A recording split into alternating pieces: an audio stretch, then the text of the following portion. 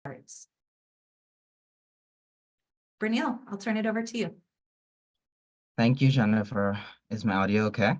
Your audio is great. Perfect. So Jennifer introduced me very briefly. I'm a LDT major, Learning Design and Technology, with Women's Gender and Sexuality Studies PhD major. And today we're looking at intersectionality, power, and agency. So let's go. Okay. So these are the outcomes for today's sessions. I want us to be able to, the entire session is going to be grounded in Crenshaw's model of intersectionality. I want us to be able to articulate the interrelatedness of intersectionality, power, and agency, establish the layered connections between power, agency, and intersectionality, and of course, tie it back to the first-gen student experience. And finally, most importantly, I want us to be able to reflect on our lived experiences of both privilege and oppression. I have it underlined and italicized and bolded because let me just say that I'm not the huge lecture style type. I'm very conversational, I'm chill, and I speak very plainly. Now, one thing that I have really observed whenever I'm in conversations and spaces where we have critical discourse is that a lot of us tend to rage is like this underlying emotion that's always present. And I think it's great. It's absolutely necessary. But I think that in that space, a lot of folks in our midst who are privileged tend to they experience shame for their privilege. So I really just want to get that out of the way. I want us to really, really, really not be ashamed of our privilege because you did not choose to have whatever privilege that you enjoy. So please be aware of both your privilege and your oppression. I want you to keep those two pieces in mind as we progress through today's presentation. All right. So to kick it off, I want you to throw in the chat one word that describes how you're feeling today, about the summit in general, about this session in general, maybe what your expectations are. But remember, one word.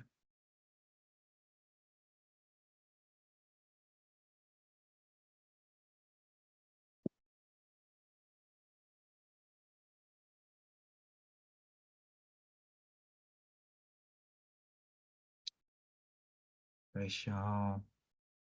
Rachel, I see that you raised your hand. Can I ask for you to drop your question in the chat through Whova? Bernil, we do have a couple of responses. Excited, Mm-hmm. open. Open, I like open.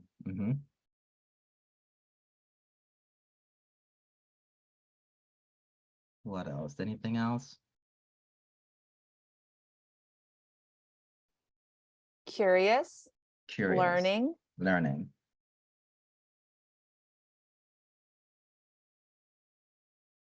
Okay, cool. Thank you. I really like open and curious. I like those words.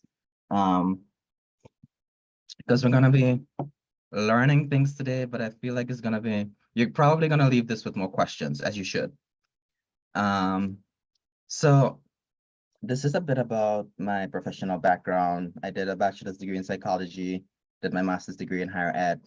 When I finished that, I worked at my university back home for 5 years as a program administrator and as a learning strategist. This is my teaching background. I've taught a lot of psychology courses. I've also been into recreational bodybuilding for like the last 7 years. And I've also been into professional fitness coaching and instruction, fully certified and all those good things. So that's kind of a bit about my teaching background. So I did that. This is kind of my life for like 10 years prior to coming here, 10, 11-ish. And it was great. It was beautiful. And then I was just like, this is no longer for me. It's not working. This is not what I want to do with my life. And I resigned and I came here to start my PhD here. My research focus is on identity and human sexuality. And I'm interested in those concepts specifically as it relates to how we design learning systems in higher education. So this is the beautiful spiel that we always get, oh, great experience, you're a good fit, blah, blah, blah. This is the face that we always see. But I think what is most critical and what we typically don't see is what the hell was going on in the background. This looks beautiful, but what was going on in the background? So let's tap into my personal background. And now this is what intersectionality looks like. Okay, so of course, this is not a thorough list. Okay, like I could go on and on and on, but this is all that the slide would allow me to fit. So this is Breniel, all right? That was Breniel on the previous slide, but this is also Breniel beneath that slide, right? So there's so many different facets to take into consideration. This is exactly what intersectionality looks like. For example, if we were to look at religion, citizenship status is huge, especially when we're talking about this in the context of the first-gen student experience, right? We could talk about the Atlantic slave trade. I'm from the Caribbean originally. I'm from Grenada. Talk about my gender and sexual identity and expression, my race being mixed, coming from such a strongly conservative background, coming from a low class, like these are all pieces that add to my story. And like I said, a lot of times we only see that pretty face that I showed in the previous slide, and we don't get into the nitty-gritties because this here is also Breniel, right? We a lot of times we're in spaces that almost contrast this professional and personal identity when in fact, like, we're a whole bloody person. I am a whole person, and this is all me, right? This is what intersectionality looks like. And the big name behind intersectionality is Kimberly Crenshaw. I don't know how familiar we are with her work and her theory of intersectionality, but she wrote a powerful paper. Like she's also given a TED Talk. So if you've never seen that, then please just look at it. Like, I'm not huge on like telling people what to do, but I'm telling you to look at that TED Talk. Like it's actually really good. But Crenshaw is I think her background is in law, and she wrote a very, very, very long paper. It's called Mapping the Margins. Like that's the paper that put her on the map, basically.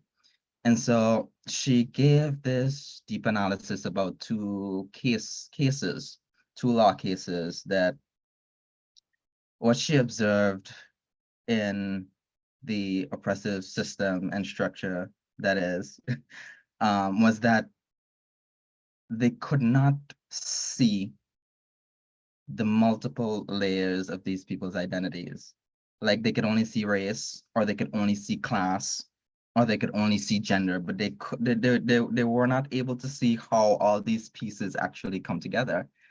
And the fact is that we are very, very, very complex beings, and usually there is a positive association between intersectionality and oppression, that being the more intersectional I am, likely the more oppressed I am, likely, right? And so Crenshaw really articulates a model that accounts for all these different pieces.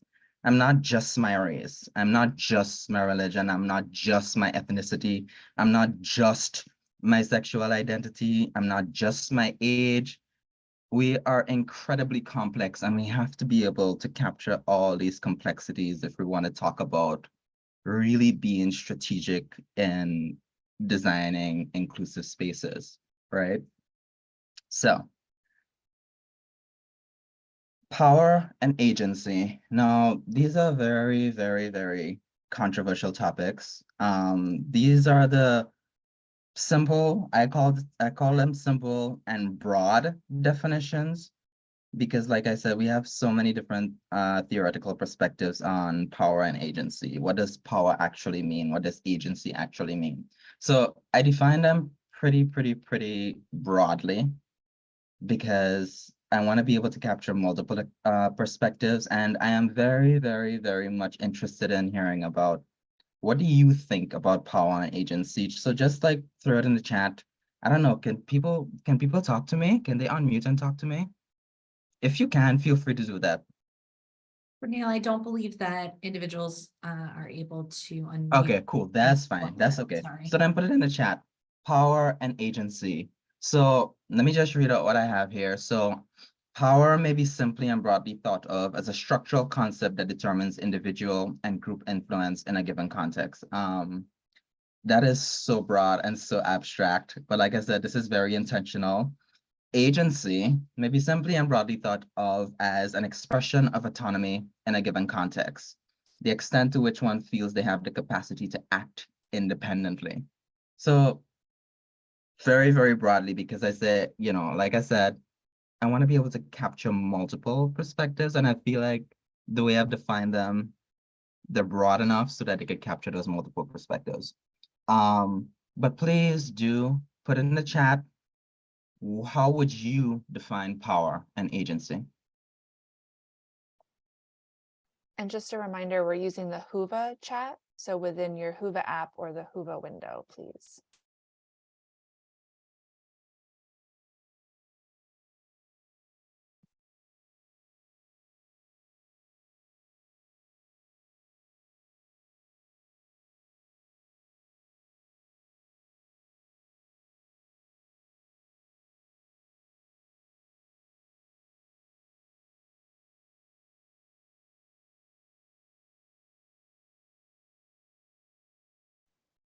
We do have one response so far, that power is situational.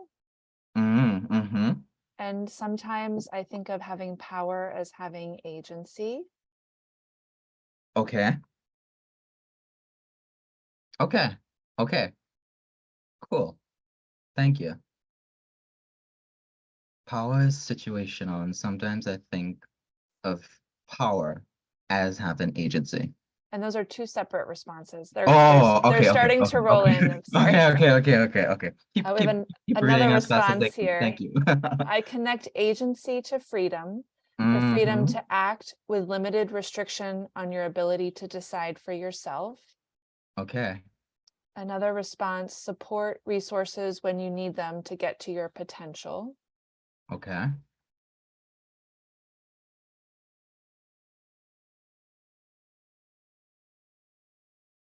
Agency not always in my control and sometimes taken from me.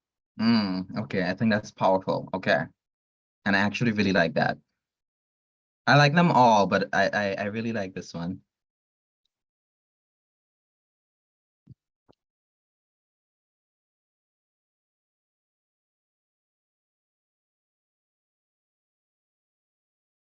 Another response, power and agency can involve knowing who to contact and assist and when to contact for assistance and why one should assist.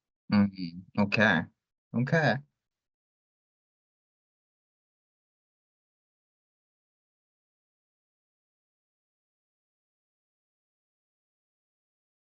I want 2 more responses. Come on.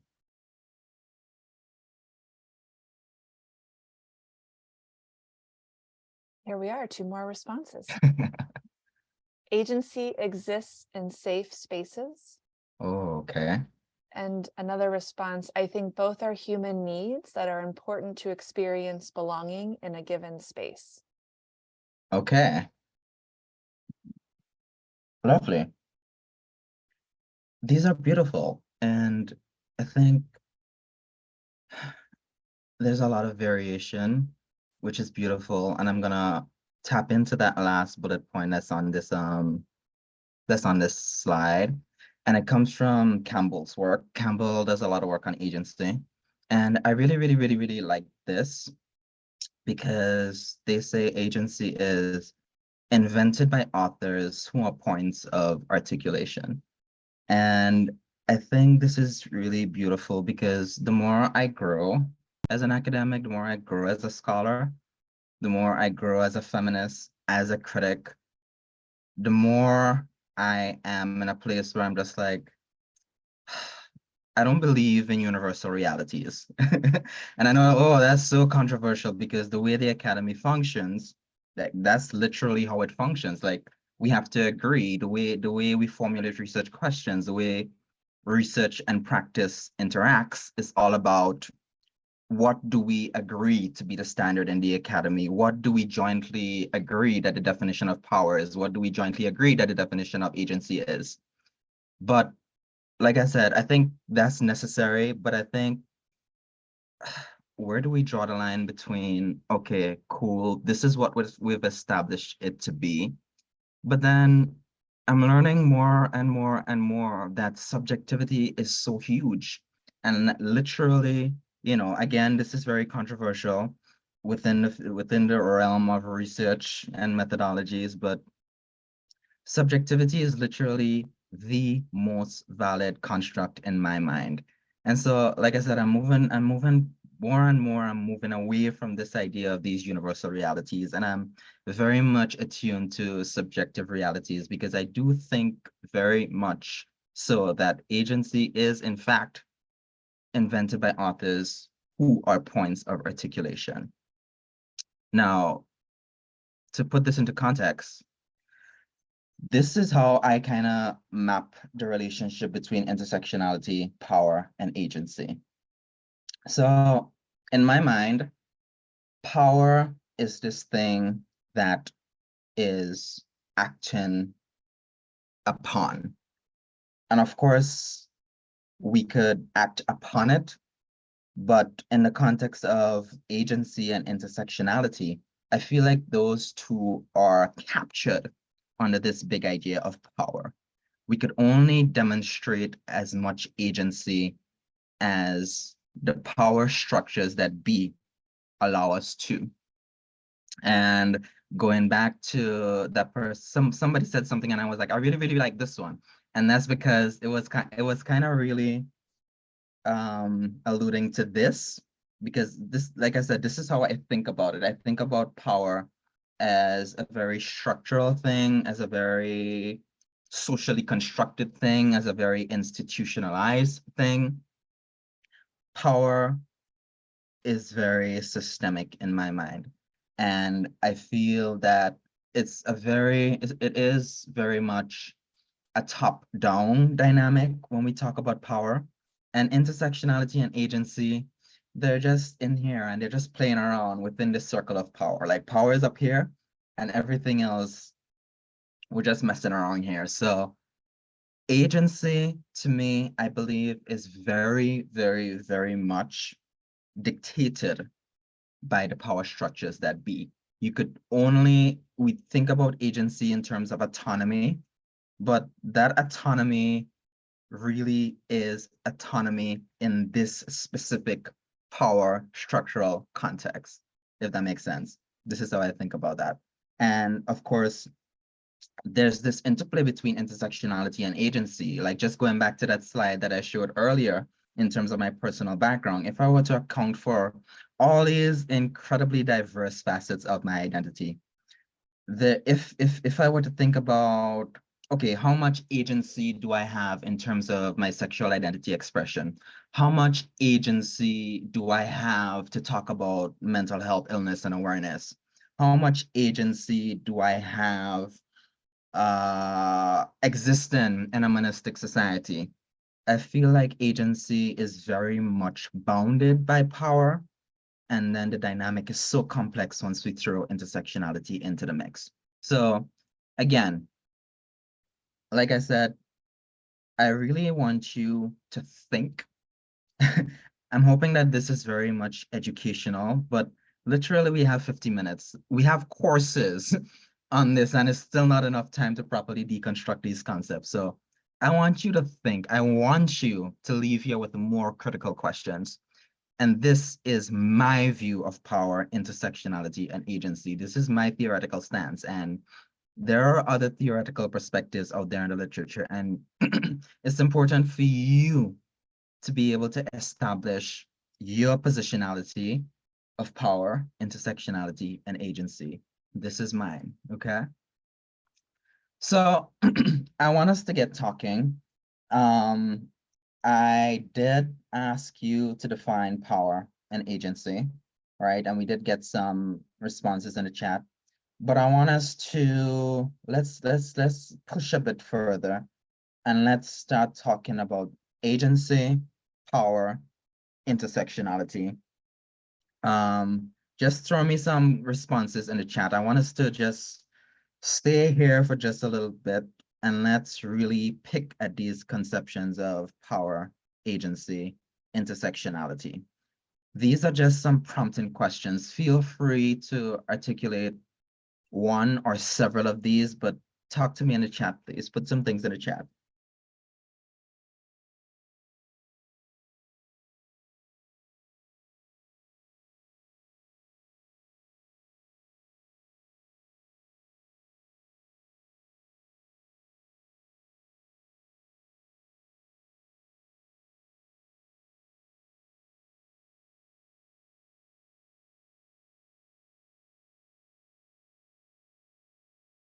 And I'll give you a minute or two. I know these are like some really heavy and charged questions.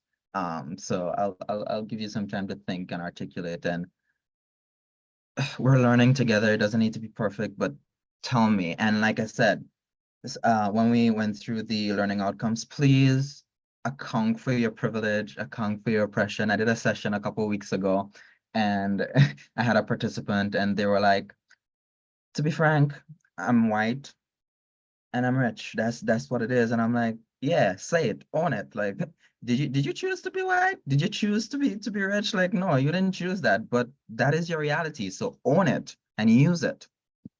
So talk to me. Bernil, we did have one response come through in the Mhm. power and agency questions that Mhm. may still apply here. So the last response that we didn't yet share was agency. Also, I have to decide when and where to use it. Oh, say more. Whoever put that in, please say more. So we do have a response. Power is having not from the same person who wrote the Okay. last comment, but Mhm. power is having the ability to influence systems and who they benefit. Okay.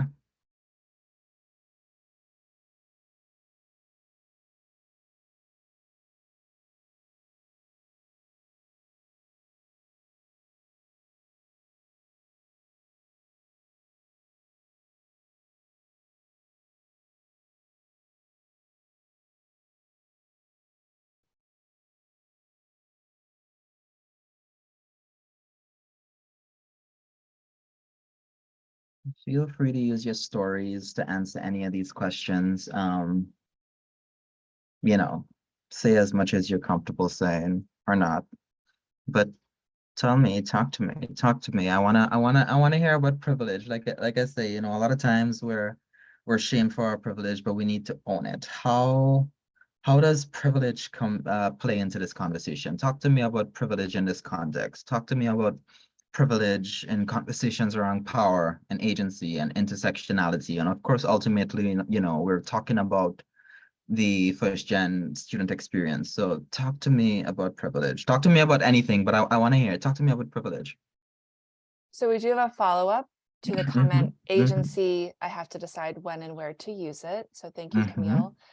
The follow-up is I make meaning of these experiences in two ways, on my personal side and on my academic side, where I feel safe and where I feel guarded. As a Black woman, witness is suffocating, but I use my power and agency to breathe. Oh, wow. That's Yes. beautiful. Thank you. Oh, go ahead. We have some other responses in our chat. Uh-huh. My education is a privilege in my life. I did not have to take loans for undergrad. I had assistantships to pay for graduate school. I could study the topic I wanted without having to worry about choosing something marketable. I'm happy to keep going. Should I keep going? Yeah, keep going. Sorry, go ahead. Keep going. When it comes to first generation students, I think that there are inherent barriers to a true sense of agency. This is sometimes the result of not feeling that sense of belonging in higher ed spaces. The result can be self-imposed limitations in access to resources and experiences. Another response, my experience of privilege is the feeling of safety in most spaces as they're mostly white, although as a white woman that has its limitations as well. Mm-hmm. And another response, in order to position real agency, those in power need to have a power with and a power to approach. Oh. It doesn't work with a power over model. Oh, wow. Okay. Another response, my first gen students often feel pressure to choose a major that will lead to a stable financial future, possibly even supporting their extended family. Mm-hmm.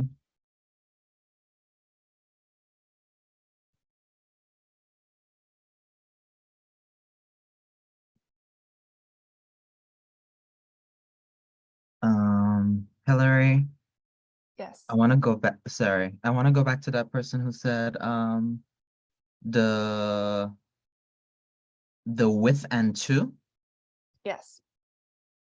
Can that person please elaborate?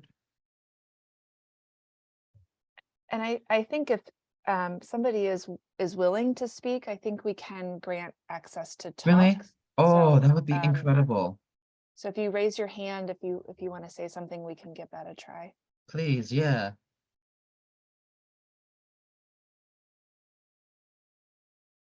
I am happy to keep reading now, so I'll keep Oh yeah, reading go and ahead. keep an I'm eye on just the like, hands raised.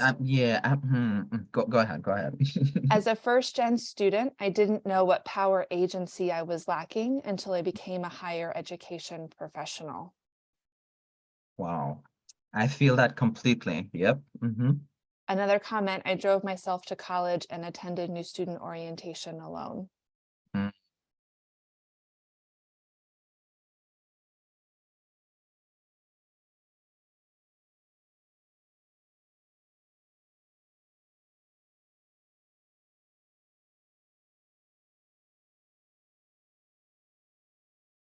If anybody would like to speak, I would love to hear your voice.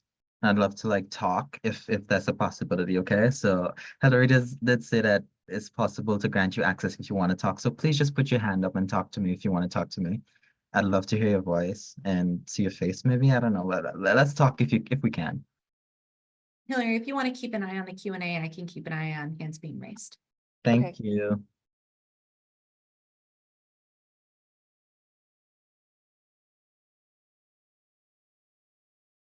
What else? Any other thoughts? Any other thoughts on any of these or several of these?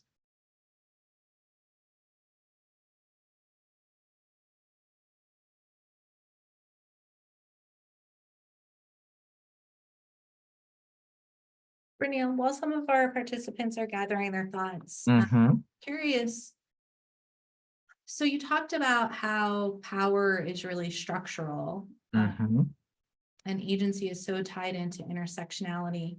I wonder Mm-hmm. what your thoughts are for all of us. Many of us hold space for students. How can we create communities or spaces where students can really feel that agency? Is there something that we can do to help them feel empowered in that way?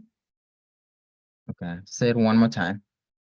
Sure. So we talked about how power is structural and how Mm-hmm. agency is tied into intersectionality. Many of Mm-hmm. us hold space for students. Is Right. there something that we can do to help students feel empowered with their agency? Is there a way that we can help them to take a hold of that agency in whatever way is right for them? Yeah. So we're gonna be talking about that a bit on the next slide, but this is a perfect precursor because I think so I'm going all the way back to, well, I'm pushing out a little bit and situating us around the discussion in diversity, equity, inclusion, and belonging now. Now, we know DEI is a very DEIB is a very it's pretty controversial in the current sociopolitical climate, right? And I feel like whenever I talk about DEIB, I tend to separate the D and E, diversity, equity, or the D and the I from the E and the B, because I feel like we've done a really good job with the D and the E, but I feel like we're constantly struggling with the I and the B, right? So diversity, we talk about diversity as acknowledging the fact that we're diverse. Like there is not, I don't think, and correct me if I'm wrong, but this is my perspective, this is my experience, but I don't think there's a higher education institution that you go to where there's not an acknowledgement of diversity. Hey, we are diverse, right? No matter how expansive or limited that definition of diversity is. Maybe diversity is only thought about in terms of race, class, and gender, right? And that's okay. And well, actually it's not, but there's that acknowledgement of diversity, or maybe diversity in another context is captured through race, class, gender, sexuality, nationality, interests, mental health, citizenship status. Like maybe it's defined so expansively, but I think that we have a pretty universal understanding of diversity, and not just understanding, but acknowledgement of diversity. All right. Equity is we have acknowledged the fact that we're positioned differently, and so we have different needs.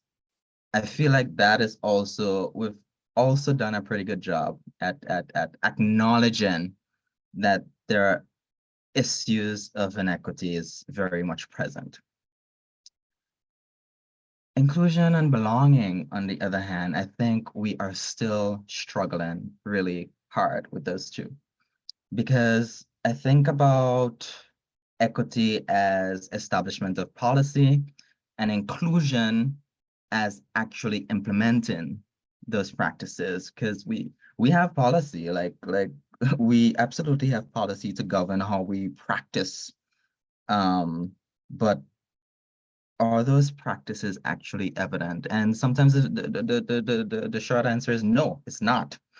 And it gets even more controversial when we talk about belonging, because belonging is so incredibly subjective. How do I, one, acknowledge diversity, two, create equitable policy, three, implement that experience of inclusiveness in practice? But how, with all those pieces, do I also create a space in which each person in this context experiences belongingness? So the controversy is that it's so subjectively construed that is so challenging to knock all of these off. So I know I went all over the damn place, Jennifer, but bringing it back to what can we do, I think the first thing that we need to do is talk to our students and understand their stories. There's always this struggle between establishing universal practice and then thinking about, okay, how do I take this universal practice, this universal policy, and make it so subjectively tailored to this one student that's in front of me right now. I think that's kind of where we need to go. And of course, the dynamic does not allow that level of tailoredness, depending on where we're at. But there are some of us who, in fact, have the privilege of being able to construct such crazily subjective and intimate relationships with our students. You know, a lot of us who work one-on-one with students, like we have that opportunity to really talk to our students and understand, hey, what do you need? Like, what do you need? What does agency actually mean to you? Like, what are your intersections? And I know we have ways of capturing that formally. You know, we capture demographic data. We have a lot of ways of capturing that intersectionality, but really tapping into the subjective elements of these students' identities, I think, is where we must start. So that's my short answer after that long spiel, Jennifer. And Thanks. Bryneel, we do have a response Mhm. for the power with and power to, as Mhm. opposed to power over. So thank you, Dawn. She says, so if the system is set up as a power over system, so Mhm. hierarchical, In Mhm. that kind of system, you can't feel true agency because that kind of system does not really value inclusion, belonging, and valuing the agency of all. Mhm. Absolutely. Yeah. I think that's really, really, really important. And mind you, just to clarify, the model I established that I talked about previously, that's the model that I constructed based on how I understand things to be. That is not an ideal model at all. But that in my mind is how it functions realistically. Like when we talk about systemic change, of course, we're looking at moving those power pieces up at the top. But thank you very much, Don. I definitely understand what you're saying, and I definitely 100% agree. So we are at 10:37, so we got a little bit more time. I want us to, is there anything else in the chat, Heather? Not at this time. Okay, cool.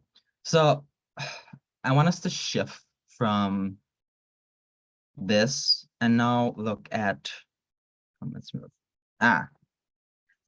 Let's talk about implications for practice. And like I said, Jennifer, your question kind of was a really nice precursor to getting into this piece. And I want us to talk because, like I said, going back to the whole DEIB piece, I feel like we do such a phenomenal job with D and E, but we struggle so much with I and B. So how do we, and you can disagree, feel free to disagree with me and say, well, I don't think we're struggling with I and B, and these are the reasons why. Talk to me, tell me. But I think that we are. So again, I guess that question that Jennifer asked me, I'm gonna throw it back to you. Like, how do we realize our privilege and our oppressions? And I know I have like a pretty broad audience. I know I have faculty here. I know I have administrators here. I know I have staff here. I know I have students here. So I want you to think about your positionality, your current context, your privilege, your oppression. Like, what would it look like to create more authentic spaces for our first-gen students to be?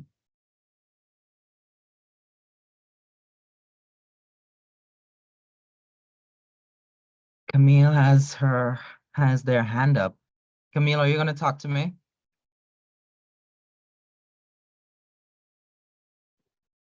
I don't know if you can hear me. Yes, I can. Oh my God, this is lovely. I felt like you really needed someone to talk to. So, Yeah. Oh my God. I'm just like, yo, I'm struggling. Talk to me. This is great. okay, Talk to me. so I want to address inclusion and belonging, and Mhm. I work with students in the psychology department as an advisor. So Okay. I think a lot of first gen students are trying to find their place here. And even students who are not first gen find Penn State to be extremely large. Mhm. And some of the ways in which we're able to make it smaller is, as far as inclusion, would be different events that we hold, clubs and the centers on campus that are more specialized for students. I think those are some big key areas in which we really try. Now, I don't know if we are reaching the mark there 100%, but as far as belonging, I look at belonging in different spheres. So I look at it as they'll have a more close and personal sphere where it may be friends and family and that. And then a bigger sphere kind of trickles into their relationships that they build here at Penn State. And so those are the ways in which I look at inclusion and belonging in reference to Penn State. Mm. Thank you. That is beautiful. I want to respond to going back to belonging, right? So I know, like you said, you think about it, one, in terms of the very interpersonal level, but then two, in terms of more the group level, but both of these are very much socially constructed. What are your thoughts on the institutional end? Like what can the institution do to foster more belonging? Can you still hear me? Yeah, uh-huh. Okay, so I think that for me, and I will admit I study higher education, so maybe it's not fair, but I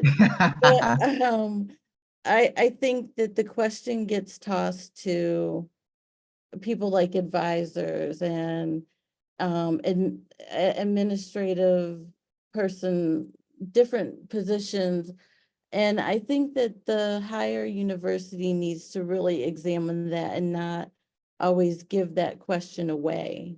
Mm, It's challenging in and of itself. So I think we need to work more together in understanding what those needs are and do a lot of asking. We have the population here who needs more of a sense of belonging. We need to include them in the solution. thank you. It's beautiful. Thank you.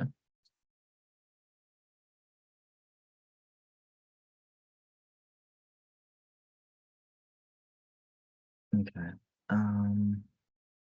Hillary, is there anything else happening in the chat? Not at this time. Okay, cool. Is anybody really wanting to talk to me? Come on, like there are 60 of you on here. Somebody talk to me, put something in it. Okay, Patty raised their hand. Patty, talk to me.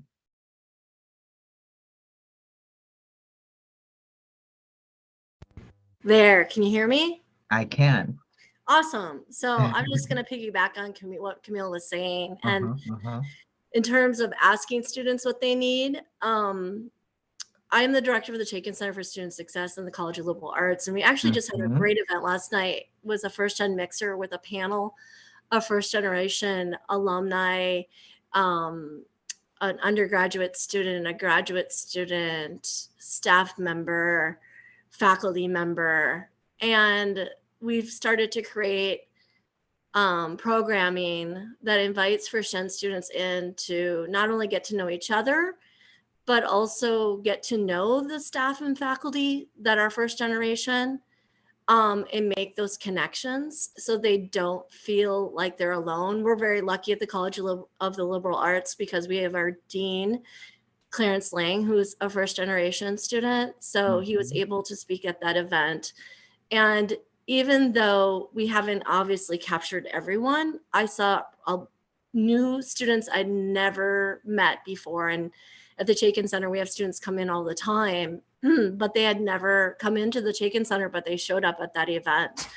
And the other thing I would say is having student leaders that are first generation students. We have peer mentors and peer success coaches at the Chaikin Center who are first generation, and we do advertise that they are first generation students so that students can feel like they can reach out to them. So I think there's a lot that can be done in terms of that model of creating spaces and asking students what they need and letting student leaders. We had student leaders who organized the event last night that have we have a first gen committee in which they are in leadership roles. So Mhm. they are leading the charge now in terms of this committee we started, and so they feel very empowered and more connected to their first gen identity than they did, just a year ago when they weren't involved. And so the students really, it's really important to give them a leadership role, just like the first gen advocates that we're doing as well at the university level. So, Mhm. and I'll stop with that. Beautiful. Thank you. Thank you, Patty. And look at that. This was just last night, right? Look at that. Perfect. Yes, Thank you. you're welcome. Thank you. Bernil, if I can just interrupt for a moment, I just want to give you a quick 4 or 5 minute warning. Oh, okay. 4 minutes left. So this is literally my last slide. The next slide is for questions or comments. So we could continue talking about implications for practice because I think, we really want to know what the hell do we do with all this information. And I did tell you that you're gonna leave with more questions, right? But talk to me, implications for practice. Like what else can we do? What else are we doing? Or even if you want to go all the way back on anything that we've talked about today, power, agency, intersectionality, all of that in the context of the first gen student experience. Any questions, any comments, or continue talking to me about implications? Hillary, is there anything in the chat? Nothing yet. Okay, perfect. Thank you.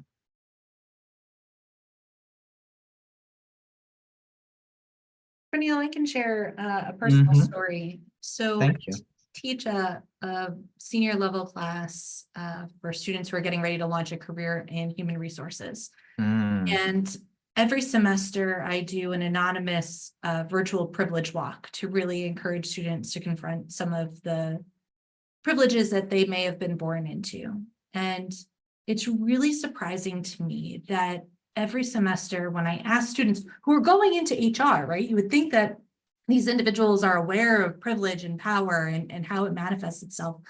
Most of the students that I have in class have never talked about power, privilege, and what that means and how it shapes your perspective. And so I don't know what the answer is there, but it's just always surprising to me, right? That this isn't a more common topic, that we see students having a little bit more comfort in talking about those topics. oh, yeah. And I think this is actually a really great place to conclude, Jennifer. Unless, is there anything else in the chat, Hillary, real quick? Nothing has come in. Okay, cool. But yeah, I think this is like the perfect place to conclude, because I think exactly what you say, Jennifer, is that why aren't we having these conversations more? Like, what is going on? Um, like intersectionality, like a lot of times when I use that word, people are like, what? So again, I do urge you, just go to YouTube and type in Kimberly Crenshaw intersectionality and look at the TED Talk, right? If you don't want to read the literature, because the map in the margins article, it's pretty dense, it's a hard read, but it's hella interesting. But if you don't want to do that, then please look at the TED Talk, because we need to be having these conversations. We need to be talking about privilege. We need to be talking about oppression. We need to talk about intersectionality. On the screen here, that's the QR code to my website. All my contact information is on there. If you have questions or ideas or anything you want to reach out to me, that's how you can get to me. Thank you so much, everybody, for being here. Thank you, Camille and Patty, for talking to me. Thank you to everybody who contributed in the chat, and thank you for everybody who has been here and, just to make this session what it's been. I know it's been short. I'm just like, it's already done. Like, how did 15 minutes go by so quickly? But I will stop talking now, Jennifer. Back to you. Neil, really, the thanks is all ours. I appreciate your perspective and giving us so much to think about.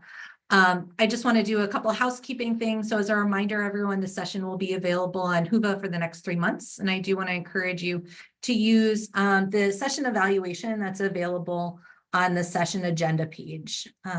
Everyone, I look forward to seeing you the rest of the day, and I hope you enjoy your time. And Bernil, thanks again for everything. This was wonderful. Thank you. Take care, everyone.